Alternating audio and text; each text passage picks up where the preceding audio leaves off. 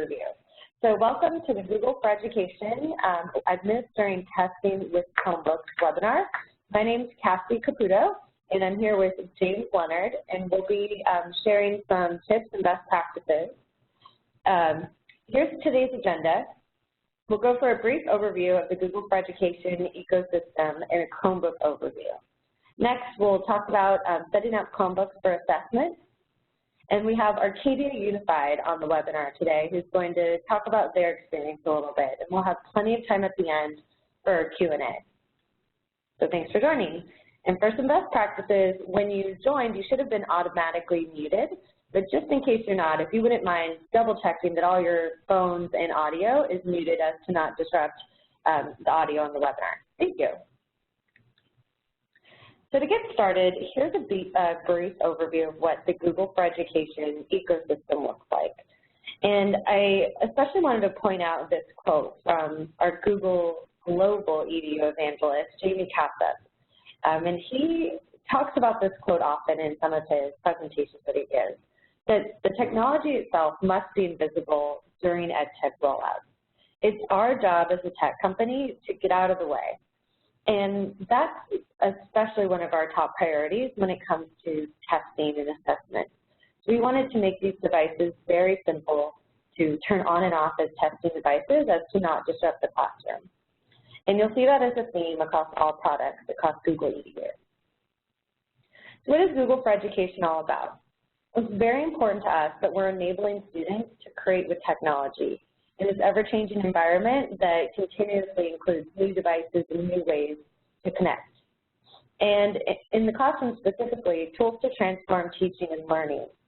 So we don't think that a teacher should need to have an IT background to be able to use technology in the classroom, but they should be empowered to transform their classroom with the technology that's available. And here's a little bit of background on the history of the Google for Education team. So at first, with Google Search, we were able to organize the world's information and make it universally accessible and useful. And that phrase might sound a little bit familiar, and that's because it's our Google mission statement. So at this point, students had access to all the world's information right in their pockets, on their cell phones, on their devices. And that really started to shift what the classroom looked like. Now it was time to take that information and turn it into knowledge. Next, we would take consumer tools and transform them into school versions of these. So that's where you see Google Apps for Education and Chromebooks as well. And the third phase, the phase that we're currently in right now, is designed for the classroom. I'll go into a little bit more detail. So Search really transformed the way that we're learning in classrooms. At first, it was almost like disrupting the way teachers teach in a really powerful way, because students suddenly had information at their fingertips that they didn't have before. And it was universally accessible with the number of devices that we currently have today, whether it's cell phones or laptops. And so teachers really had to start to change the way they thought about their classrooms and change the types of questions that they were asking. So students had all this information available right at their fingertips. So if any of you have used OK Google before, or the Speech app on your Chrome browser, you've experienced this magic of Google in the classroom. So next, we created school versions of consumer tools. So your apps like Docs, Drive, Hangouts, and all the tools that you would use to collaborate in your classroom as well. And then across the globe, we have 55 million students using Google Apps for Education, and among those, some of the top universities in the U.S. And schools are not alone in this. Over 5 million businesses are using Google Apps for Education.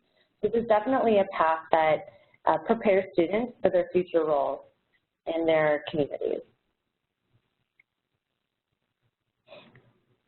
And we've also, as part of this, we've also included devices. So Chromebooks have become more prevalent in classrooms all across the U.S.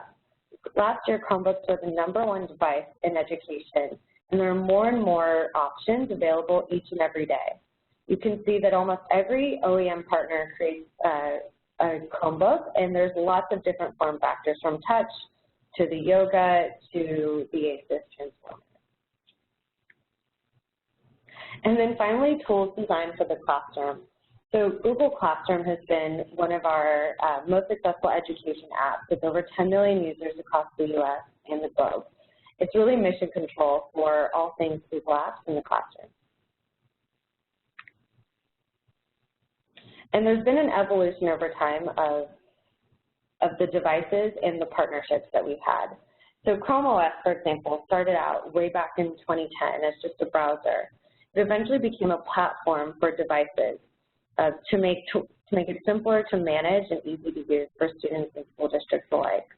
And now in 2015, we have lots of different options from hardware and different form factors, everything from a Chromebox to touchscreen that your schools can use. And the tools and ecosystem as well has grown.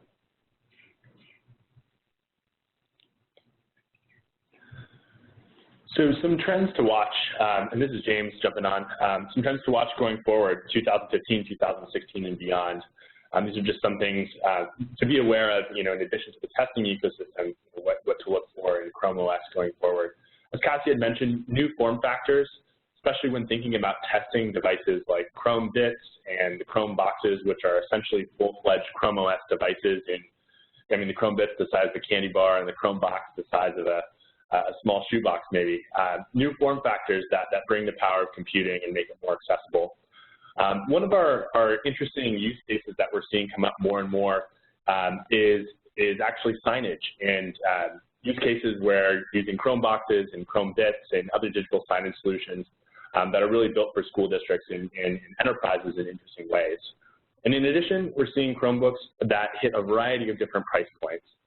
Ultra low cost devices from $160 and up all the way to more premium devices that a lot of districts are looking for as teacher devices. Overall, Chrome OS, and probably many of you on the webinar are pretty familiar with Chromebooks. If you've used Chromebooks, you understand a lot of what this slide says. Overall, they're simple, they're affordable, secure, and shareable. Back to what Jamie Cassett said in that initial quote, that in order to work in the classroom, they need to be invisible. And from a total cost of ownership standpoint, yes, the upfront cost, pretty reasonable, but overall, if you think about total cost of ownership, and really that comes into play dramatically during testing time in terms of man hours and manpower, TCO really matters. We recently worked with IDC to run some numbers on, can you quantify for us what the actual TCO is for Chromebooks? And we found out that it has a 91% lower TCO than any other device on the market, 93% faster to deploy for IT teams. Oftentimes, if you're rolling out hundreds or thousands or tens of thousands of devices, you're not hiring 3 or 4 or 10 more IT people to support it, so we know that it needs to be fast to deploy. And overall, 50% less time for staff to manage and troubleshoot. All of these things have made Chromebooks the #1 device in K-12, and we are really excited about the future.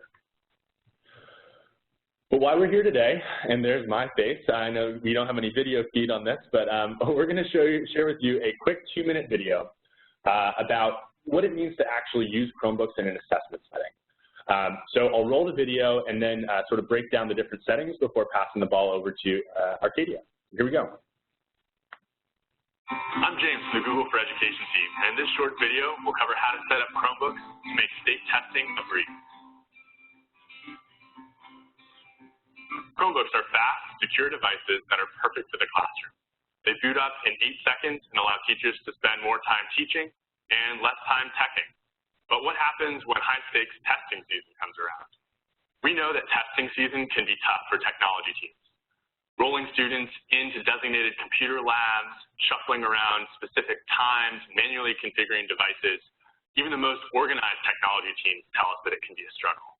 Google offers a way to simplify this process and roll out testing to 10 or 10,000 devices using Chromebooks in single app kiosk mode.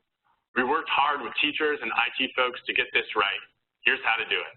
In the admin console, click on Device Management and then Chrome Management. From here, we can control Chrome user settings and Chrome device settings for the domain. Now let's take a look at single app kiosk mode.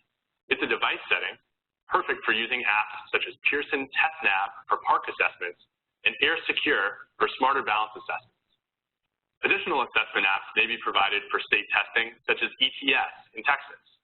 All right, it's testing time. Let's configure our Chromebooks into a secure testing environment. In this case, I've set up an assessment organizational unit, sometimes called an OU, to group these devices together. Then, under Kiosk Apps, click Manage Kiosk Applications.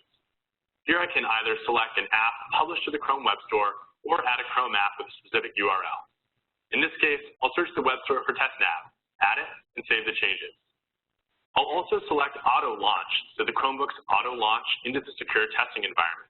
If I leave this setting as is, I'll see a little folder titled Apps that I can click on from the sign-in screen and launch right into the testing environment. Now let's turn on our managed Chromebooks. You'll see that TestNav launches just by opening the device. There we go. We've configured our Chromebooks in the secure testing app. At the end of testing, I can flip the setting off in the admin console or move those devices out of the assessment OU, and they'll be ready again for classroom usage. And there you have it. Now you can easily set up your fleet of Chromebooks for state testing. To learn more about getting Chromebooks for your classroom, visit google.com/edu/Chromebooks.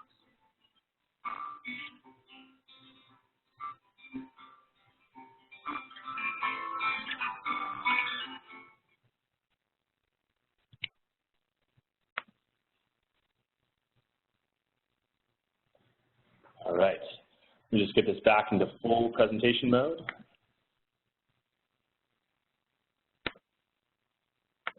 And I want to break this down a little bit for you, since I know that there were a lot of, sort of quickly went through in about 2 minutes a general overview for setting up Chromebooks for assessments, and we'll definitely pass it on to Arcadia 2 to share their best practices.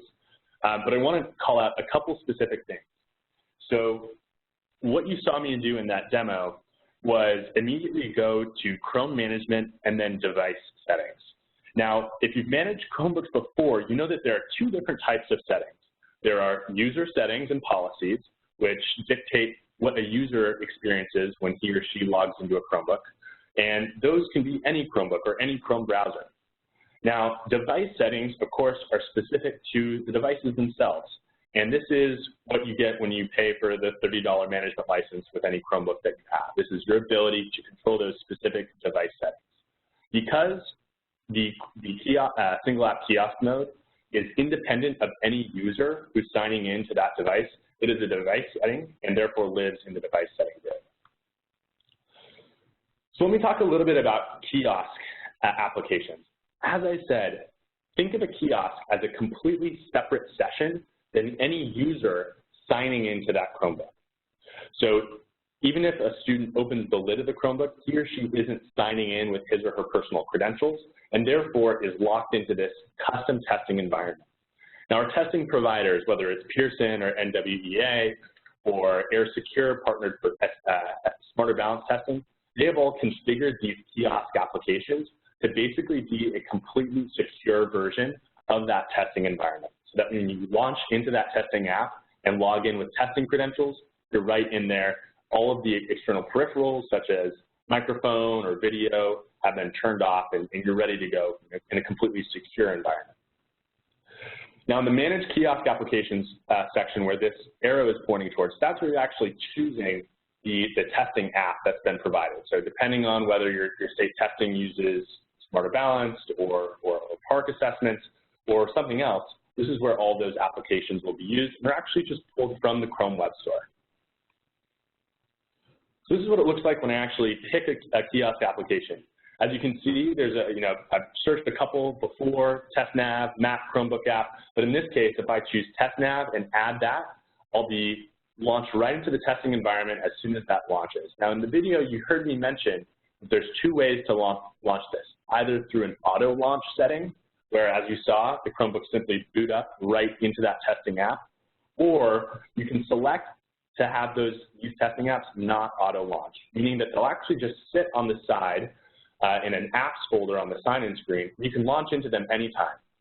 As a best practice, I think schools, you'll sort of want to determine which devices you're allocating towards an assessment period, and if those devices are going to be used for classroom use otherwise.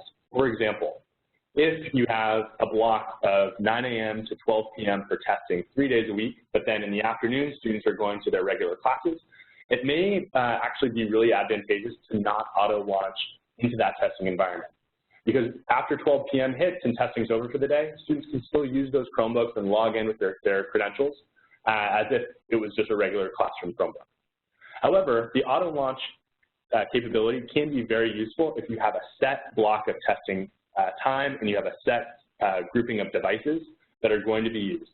Basically just removes any sort of questions that you open up the lid of the Chromebook and boom, you're launched right into that testing mode. We have a great help article for using Chromebooks for student assessments. I want to share with you. It's at this short link. We'll send this out as well. goo.gl, it is case sensitive, /W, S, T, B as in boy, 3. And you'll see more information about administering single app kiosk mode.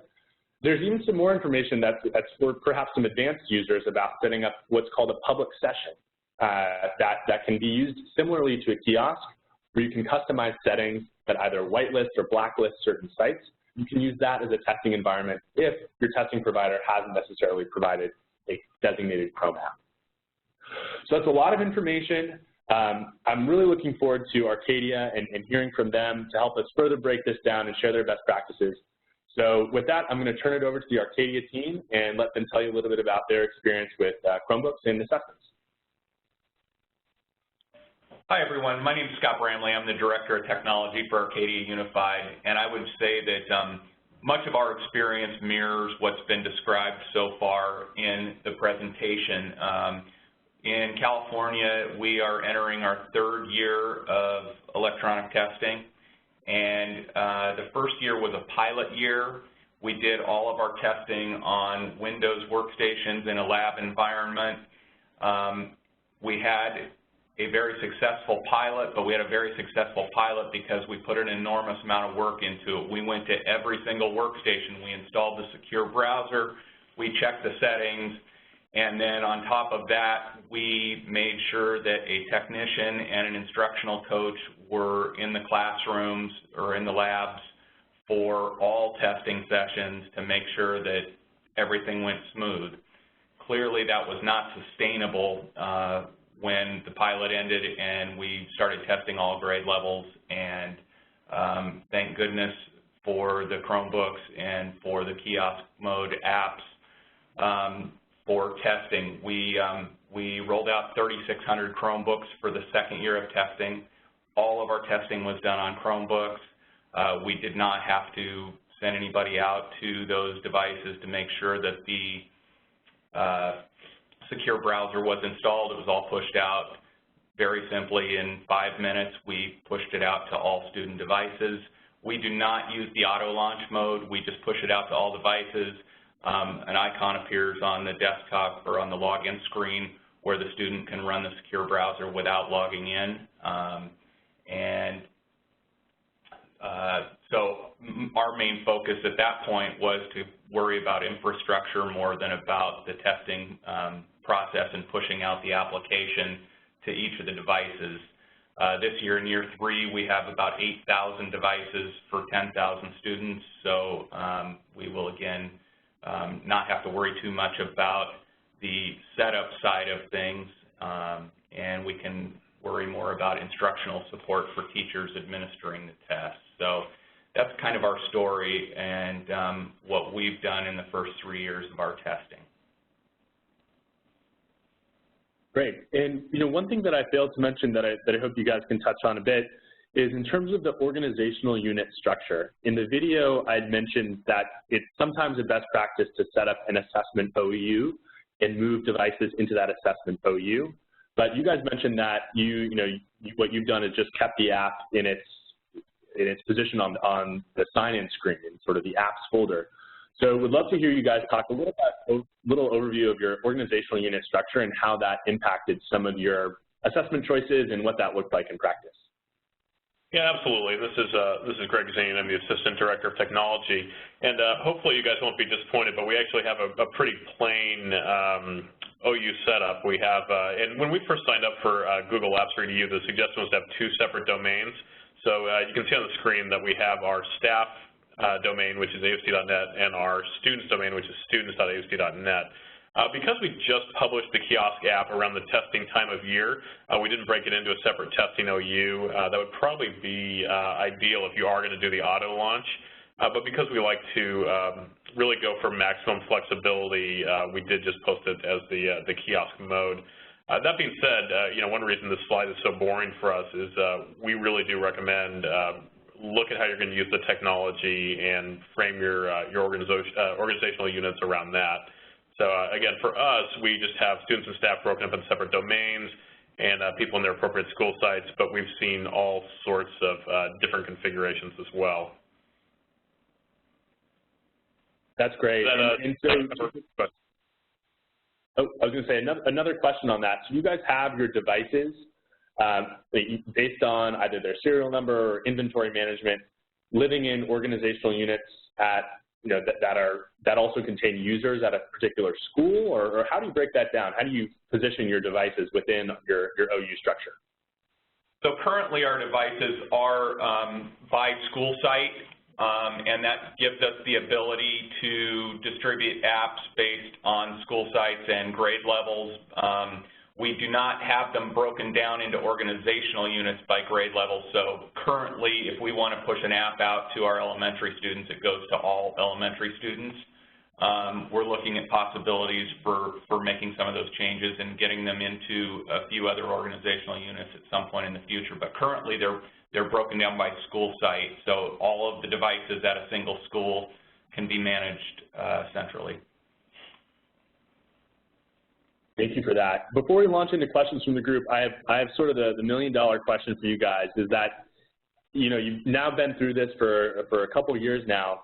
If there's one tip that you've learned now that you wish you knew at the beginning of using Chromebooks with assessments and the like, what would be that tip that you'd share with the audience on the line? I think last year we learned a lesson. We had installed the Kiosk app the previous school year and tested it, and we never did anything else with it. We never removed it, and so we had a little issue because it doesn't automatically update. So it was important this year, when testing ended, we removed the app and we didn't push it back out until we knew that the version that was going to be used for testing was available. And the problem that created was shortly before testing, we realized that we needed to remove the app, reboot every device and log in, and then reinstall the app. And so you want to make sure that whatever your state requires for the version that you're using for that particular year is the one that you have installed. And I would jump in and say, and I think you touched on this a little bit, Scott, one thing, at least in California, that our testing company, they say they require it, but they recommend, is that you don't allow your Chromebooks to update automatically, which we do struggle with because there's so many great features coming out. So you may want to check with your testing administrator on that, but ours does recommend that once they bring out a certain version of the testing platform that you pause your Chromebooks from updating automatically until testing is done. Which a great feature of the management console is the ability to tell it what the highest version you want your devices to update to is, so you can specify that. So that's been very helpful. That's a great best practice, guys. That's super helpful. And also, just as a best practice from Google, you have the ability to, within the admin console, keep a subsection of your devices, maybe 10 or 15%, on the latest beta channel, so you can see as new updates to the Chrome operating system and Chrome browser are coming out. If anything happens to break, you can preempt that, or you can raise the issue to us so that we can make sure that we're on top of that for future versions. But definitely, as far as high-stakes testing is concerned, you're right. It's high stakes. It's sort of all or nothing. So that's a great best practice to maybe even keep the devices on a version or two behind, just to make sure that you're going to get 100% functionality on that exact testing day. So thank you guys for that. Yep. We have some really great questions rolling in from the audience. So we're going to transition a little bit and invite you to ask some questions. We have a bunch, so we'll choose selectively about for the next 5 or 10 minutes or so and try to get to as many questions as we can. Arcadia guys, I think I'm going to be directing a lot of these to you. So the first one is, is one from one of our attendees, and he's asking actually for best practices in terms of a one-to-one environment where the classroom grouping changes. What's the best solution for testing, in particular math testing? So if you have students who have a device with them all day, every day, but they're changing classrooms, do you think it would be a best practice to deploy certain testing apps to their apps folder, or is it better to try to manage that from the admin side and push out a specific app at one specific time? From our standpoint, I think what we've done, because we haven't had an overwhelming number of devices that we need to run, apps that we need to run in kiosk mode, when we need an app available, we push it out to all devices, either in our entire organization or all of the devices at an individual school site if the school site needs access to that. Our model was a 3-year rollout going one-to-one. We're in year 2. Next year we will be one-to-one, but our first 2 years we have implemented by putting classroom sets in carts in classrooms, and so we kind of faced that too. But our practice has been to push out the apps to an entire school site or the entire organization as needed, and we haven't had an enormous number of those, so we're not overwhelming anybody with the number of apps showing up at the bottom of their screen. That's great information. There's actually a question here that I think is a really interesting one. Of course, for high-stakes testing, a lot of this is done on devices and is moving towards the web. But for classroom teachers who are interested in running assessments, whether it be an end-of-unit quiz or a test, a final test, running those online, have you guys ever played around with creating a kiosk or sort of a locked-down testing environment for a test or an assessment that a classroom teacher or a department is running? And if so, what's been your experience? Or if not, how would you maybe approach that, knowing sort of the ins and outs of the admin console? Yeah, absolutely. We actually did put together a custom app for one of our online assessment systems. We were able to get the template and modify it, and it worked pretty well. I think we're still hoping to see and playing around with a few ideas for what some kind of centralized or standardized way would be to do that, but we have had some luck in creating a custom app to do that. Great. Yeah, the best practices that I've heard along those lines, just to share my thoughts, is either using, and again, this is going to take some collaboration between the individual teacher and the IT department, since pushing these kiosk apps out is typically a function of IT. But there's a couple ways that you could think about doing it. One is using the public sessions kiosk app, where you can actually completely customize all of the Chrome user settings for a particular session. For example, you can turn off the peripherals like audio. You can turn off Google Translate, for example, if it's a foreign language assessment. You can blacklist the internet and whitelist a particular testing site if you want to just use that site, so students can't go elsewhere. So you do have a lot of flexibility. It takes a bit of creativity to put that together, but that's one way, is using a public session kiosk mode as well. The other interesting way to problem solve around that could be if you have a developer, if you have someone at your district who has a bit of time to investigate building a Chrome app. It's actually a pretty easy process to build a Chrome app and distribute that through the admin console. There's some free tools out there. If you do a quick search for build Chrome app or Chrome sign builder even, you can actually see ways to create just a regular website, as if you own that website, into a packaged Chrome app that could be pushed out for a custom testing situation. So those are just a couple of thoughts. Let's go ahead and pop in for some other questions here. So actually a really good question coming into us, and this our attendee says this may be going a bit beyond the scope of the discussion, but Arcadia, did you guys run into any type of wireless issues in terms of infrastructure that needed attention to make your testing go smoothly? You know, we didn't, but we were slightly obsessive about preparing for wireless. I'll start by saying our Chromebooks have worked so well. We've shifted a lot of attention to making sure our infrastructure, both wireless and wired network, is ready to handle the sheer number of devices we're going to have on them. So that being said, we did make sure anywhere we were testing that we did have proper wireless coverage. We had our network analysts go out and actually make sure the radios were overlapping in the right way and put a little bit of attention there ahead of time. But that being said, there was no specific issue with the Chromebooks. It was more just preparing our wireless to be able to handle that sheer number of devices. Great, thank you. Two more quick questions that are probably quick hits here, and we've touched a little bit on them, but it may be useful to go over them again. Explain to us, I know we've had this beautiful OU slide up for the last 5 minutes or so. Tell us a little bit more about how you guys have your Chromebooks within those user OUs and how you manage that, how you sort of manage the inventory and knowing where everything is. Yeah, sure.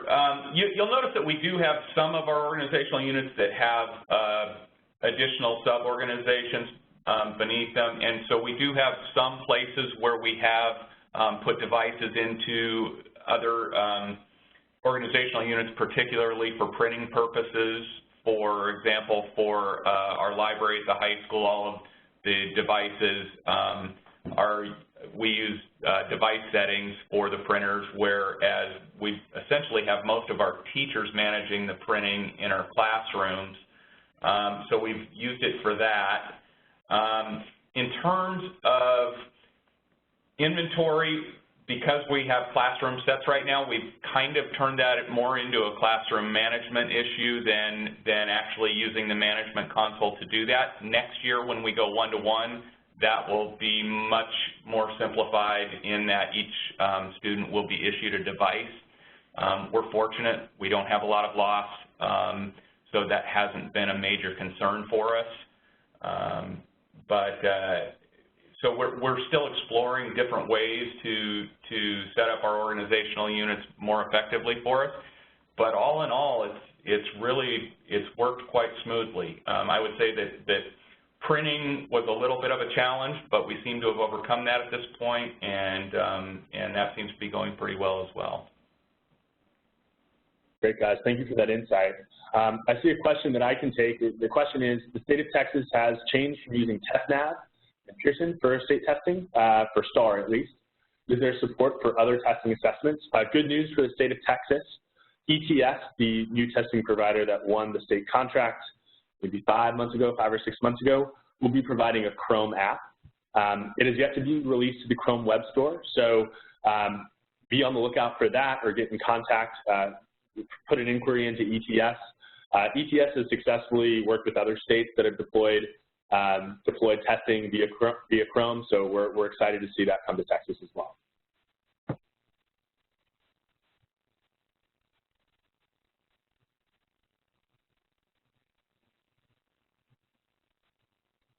So we're just about at time. We've been on for about 35 minutes. There are a couple other questions that we'll go ahead and answer offline for the particular individuals that ask those questions.